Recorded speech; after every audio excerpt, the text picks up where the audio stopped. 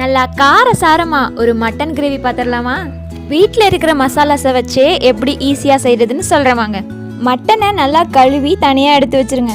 குக்கரில் ஆயில் சேர்த்து தாளிப்புக்கு சோம்பு சேர்த்துக்கோங்க. கூடவே நறுக்கி வச்சிருக்க சின்ன வெங்காயத்தையும் ஆட் பண்ணிக்கோங்க. வழக்கமாக ஆனியன் ப்ரௌன் ஆனதும் கூடவே இஞ்சி பூண்டு பேஸ்ட்டையும் சேர்த்து வதக்கிடுங்க. இஞ்சி பூண்டு பேஸ்ட் பச்சை வாசனை போனோன்னே தக்காளியை ஆட் பண்ணி அதையும் நல்லா வதக்கிடுங்க. அது கூட கழுவி வச்சிருக்க மட்டனையும் சேர்த்து நல்லா தண்ணி இறங்குற வரை வதக்கிடுங்க.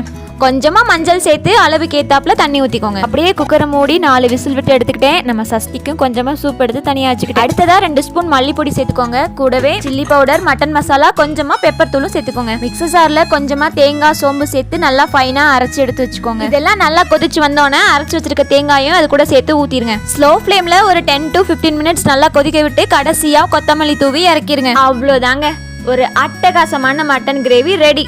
இதை ரைஸ் கூடவோ இல்ல சப்பாத்தி பரோட்டா கூடவோ வச்சு சாப்பிட சும்மா தரமா இருக்கும். பிடிச்சிருந்தா ட்ரை பண்ணி பாருங்க. அப்படியே நம்ம பேஜை மறக்காம ஃபாலோ பண்ணிக்கோங்க.